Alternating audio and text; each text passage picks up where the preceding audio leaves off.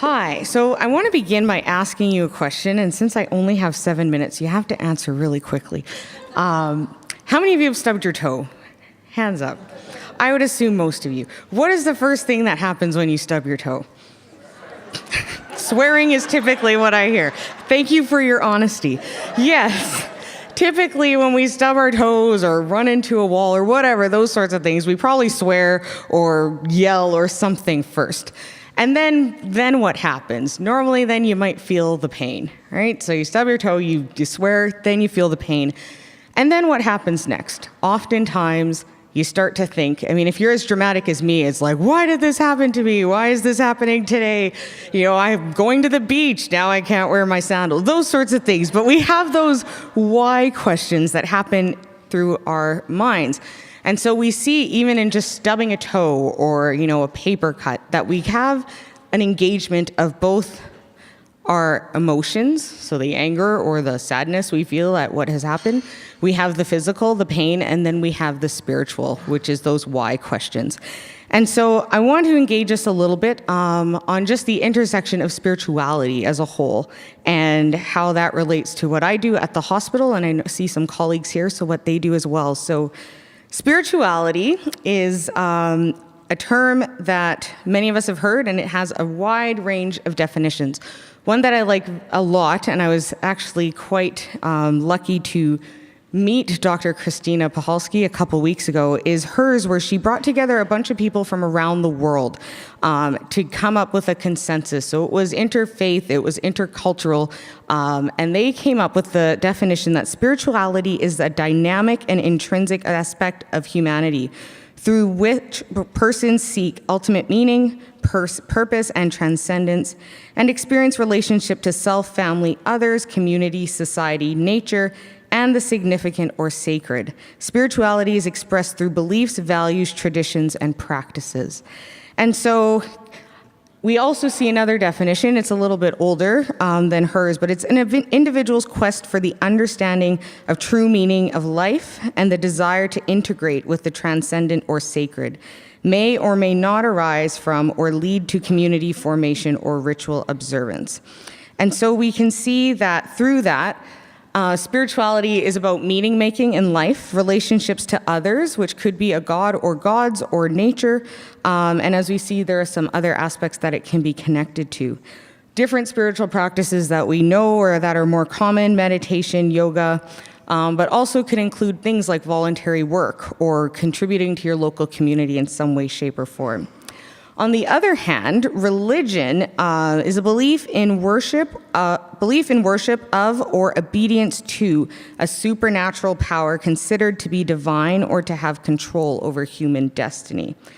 So religion may influence the development of some of these relationships, or there might not be any religious association. And they could include things, as most of us know, as we're in ministry, different aspects of what we do in ministry. And so the next slide just kind of shows an intersection between the two.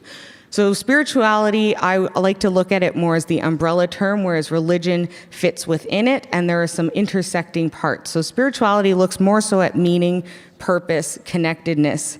Religion looks more at rules, practices, rituals. And the next diagram also just shows that within it, spirituality has all those pieces, and religion is just a small part of that. And so for my context, my ministry context is the hospital. And there are some spiritual concerns that come out of the hospital, and I won't read all of these, but I'm sure that for those of you who have visited people in the hospital or those who do this work as I do, these are questions that we hear a lot. Why is this happening? How do I make sense of this? What gives me comfort? The next slide shows a few more as well. If I die now, what will happen to my family? How will they cope? Those sorts of things. How will my children manage without a mother, father? Those sorts of ideas and questions are what we hear. So this is my little word cloud. I was trying to experiment with a word cloud that kind of shows some of the different spiritual issues that we encounter in the hospital. So things around meaning, grief, loss, spiritual practices, family dynamics, anger, disconnection from religion or God or their community, estrangement from family. So these are just a wide range of things.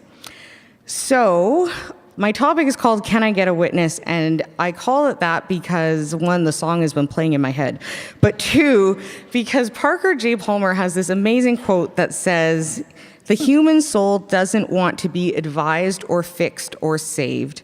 It simply wants to be witnessed, to be seen, heard, and companioned exactly as it is.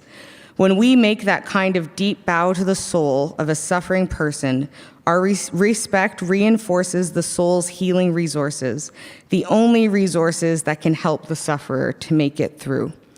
And so I love that imagery because for many of us in ministry, and for sure those of us in the helping professions, we want to fix, we want to help, we want to do these things. We want to be able to go in and say, okay, you're struggling with your anticipating dying. Let's just say a prayer and you'll feel better, and everything like that. And yet this quote to me really rings true, that whole Garden of Gethsemane moment where Jesus is in suffering and all he does is asks his disciples, can you just stay awake? Can you just stay with me, pray with me? And they keep falling asleep, and it's not, he knows they can't fix it. He doesn't want them, chopping off ears and fighting people. He just wants them to stay awake and to be with them. And so what does this look like? I've got enough time to at least give one anecdote. This looks like to me one of my first shifts ever working at St. Boniface Hospital. There was a family who had a stillbirth at 41 weeks. So full-term baby stillbirth, young couple. I'm asked to go in. What can I do? I can't fix anything at all. And so I saw them before she delivered, and then I saw them after she delivered. And you could just feel the grief in the air. And so all I could do was just sit with them for a while. And no words were said. The baby was there in the room with us, and we just sat, and I just held their suffering for a while. And at some point I did offer if they wanted a prayer, and they accepted that, and that opened up and released tears for the husband, who was unable to really express that. But in the end, I think I sat with them about an hour and a half with more than maybe 10 seconds of words spoken. And I thought, I didn't do that much. And then they called the hospital and said, can she do our memorial? Because she was just such a support. And like I said, I felt like I didn't do anything. So I encourage you as you go out to be those witnesses to those in your congregations and to those that you meet when you're visiting people, rather than jumping to, how can I solve this for you? Maybe just sit with them for a while and see what happens. Thank you.